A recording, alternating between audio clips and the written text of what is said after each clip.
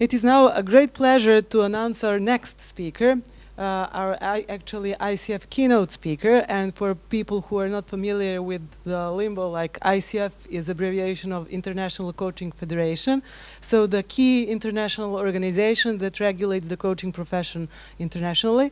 Joe DiGirolamo is VP for Data Science and Research, which sounds like a huge title, and it is. But the reason why we're having Joel here today is that he actually is the leading person behind AI in coaching standards that were recently launched this summer by ICF. That document or that the regulation actually sets the scene for applications and different platforms that actually use AI for different forms of coaching, coach training, and so on. So we have probably the unique opportunity to learn about this whole process from Joel. And thank you very much, Joel, for being here with us today. Can you hear us well? I can. Perfect. Very well. We're hearing you also very well. I have gave the introduction, and I don't want to spare any more time, leaving the floor to you, Joel.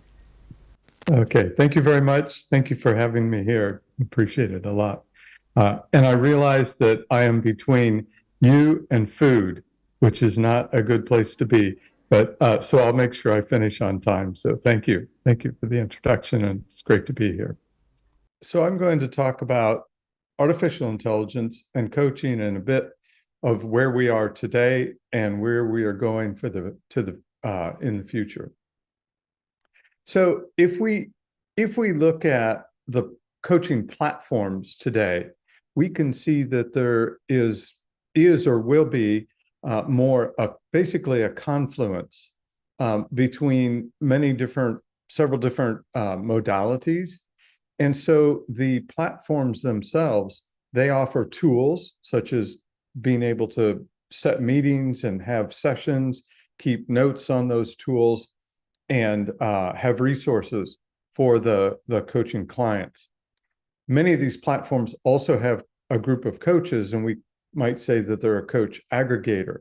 So the platform company will vet the coaches, make sure they're okay, and provide those to an organization.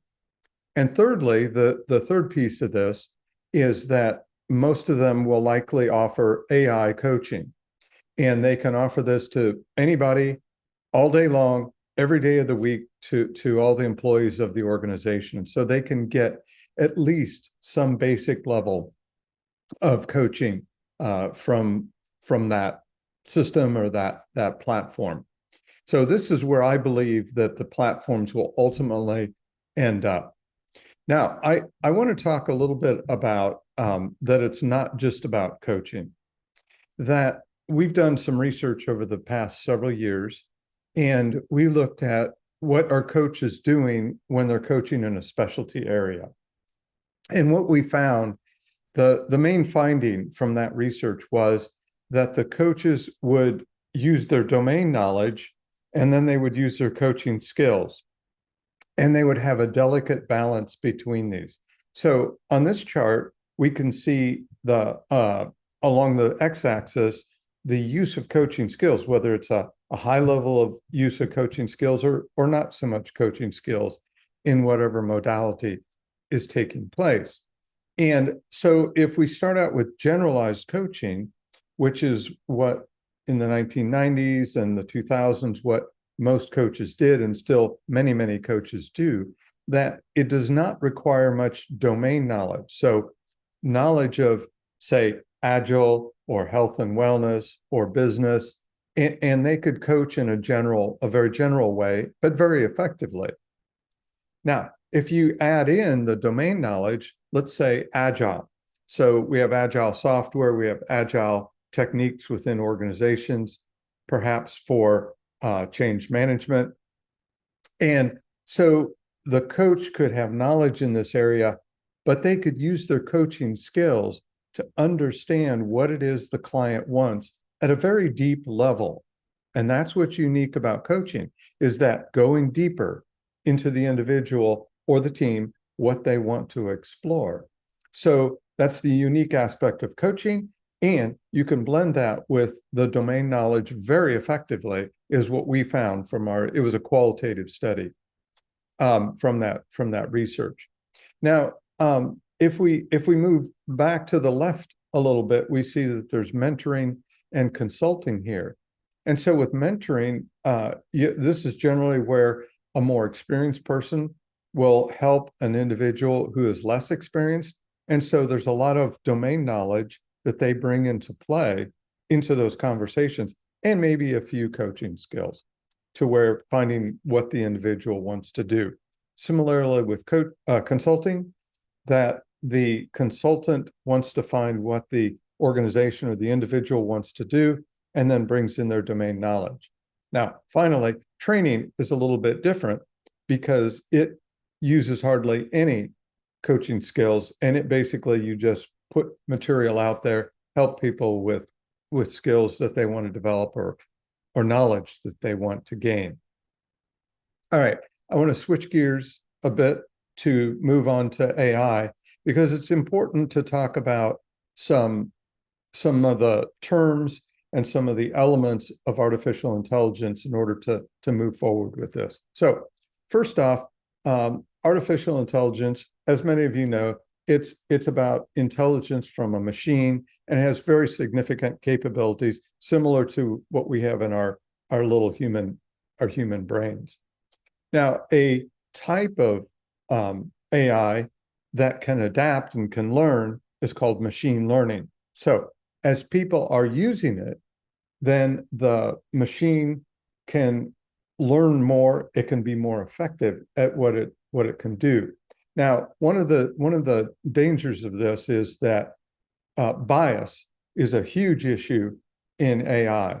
So if an AI system is trained or tested with biased data, that it gives answers that are, out over here maybe, instead of covering the broad picture, then the bias can be inherently in there. But generally, all software developers try to get an unbiased sample and use for training data and testing data. Now, if a machine has machine learning, it can learn, then it could become more biased. It could move down into some little corner here because of the data that's being used and the way the respondents are responding. The users are responding. So that's something we have to really be cognizant of. Now, today, most of the systems are what are called large language models. ChatGPT is probably the most well-known system. And these systems ingest huge amounts of data. And this is one of the biggest advantages for these systems, because our little brains, we can't absorb all that. It's really hard for us. And that's what we would call the sweet spot, the really nice spot for where these systems can work. And that's a huge advantage for us, and where we can use them very effectively. Now, what you may be hearing about today, and you will hear about more in the near future, is small language models. And I've been talking about this for several years, and that I believe that the technology providers, one of the places they're going to make a lot of money is to go in organizations and say, we will use just your data, we will keep your data separate, and then we will use our tools, our platforms, our deep learning architectures, that you can then pull in that data and get good answers to questions from your own data. And the beauty of that is you maintain control over your own data. It's not going off somewhere that you don't know where it's going. All right, I mentioned deep learning architectures. These, I'm going to show a slide in a minute that talks about these more, but these are profoundly one of the biggest discoveries that has helped move the whole field forward. And it's just fantastic how it works. Finally, what you see today is a lot of generative AI. So you go into ChatGPT, you ask your question, and by the way, when you ask your question, provide a lot of context, provide background, what it is you're trying to do, because that will help the system be smarter about where it gets data and generating output for you that is really good output and rich output that you can use. So with generative AI output, then you get near human quality. And I've noticed over the last 6 months, 9 months, that the systems have gotten a whole lot better in this regard. Okay, I want to switch gears back to humans because this is important too.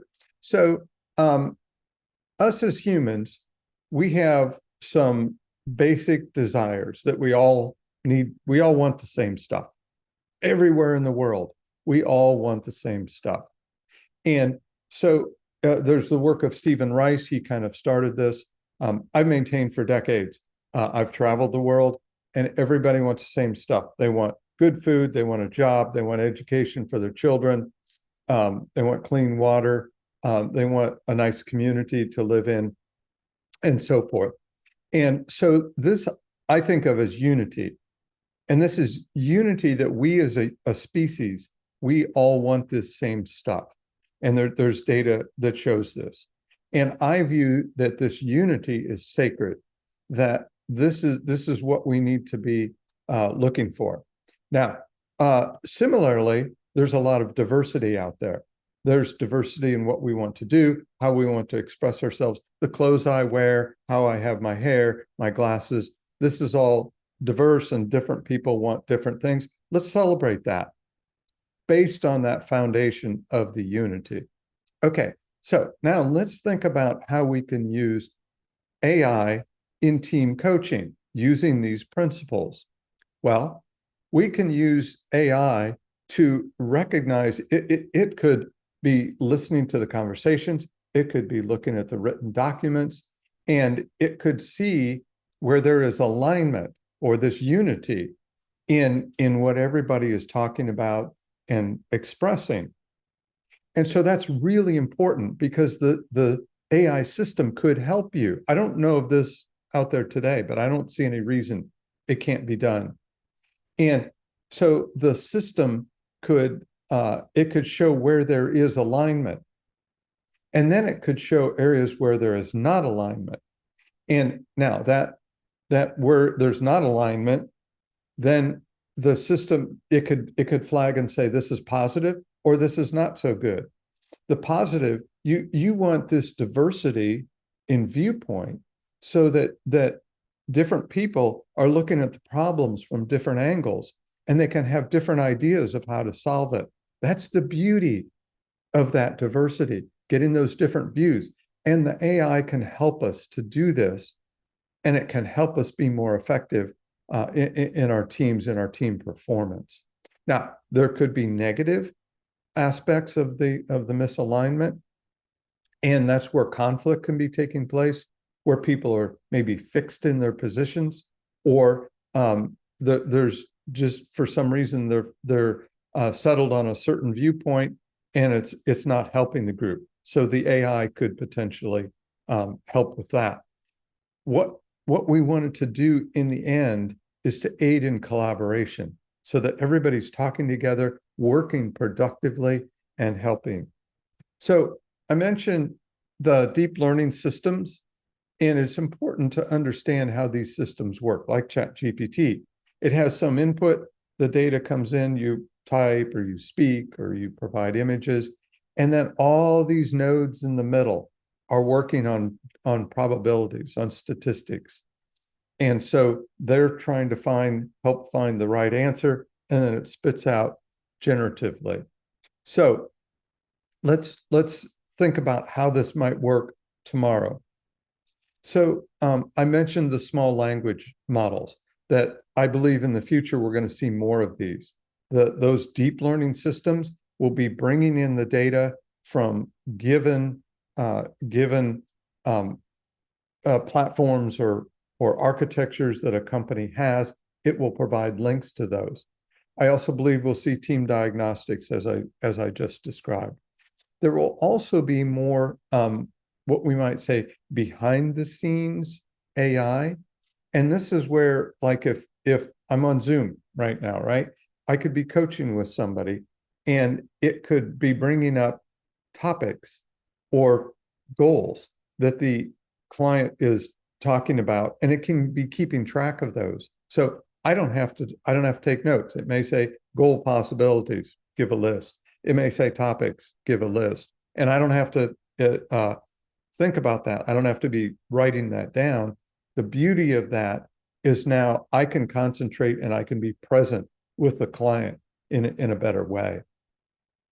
And then the system could also, so it could suggest pathways, it could suggest questions to ask the client. And so those could be really, really helpful to the coaching process.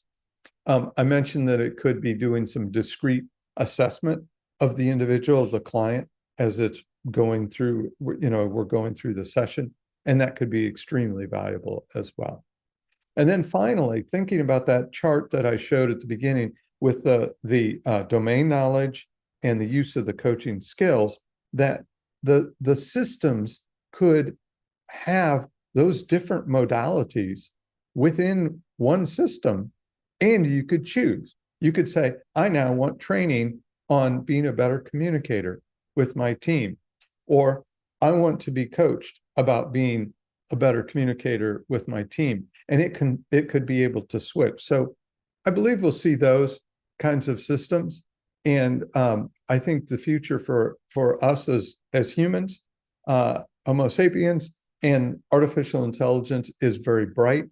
And there's a lot of applications that can be done. And I'm really looking forward to it. So thank you. I hope this has been helpful to you.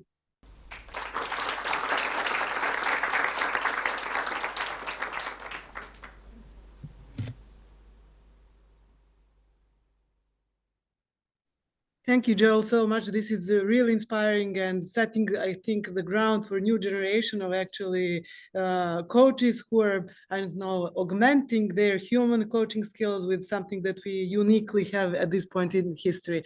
Maybe some questions from the audience for Joel.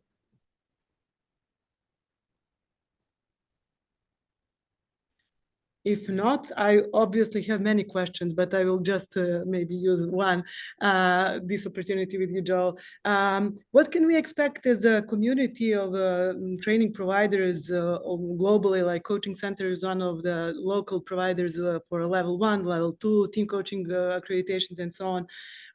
When will the AA standards really start to live and have some regulatory role, which is like kind of mandatory? Still, if I understand well, it's more consultative, advising, more like helping us set up our systems, prepare, and so on. Any kind of anticipations? When would the whole kind of system from ICF become, let me use the word mandatory, if that is the right word?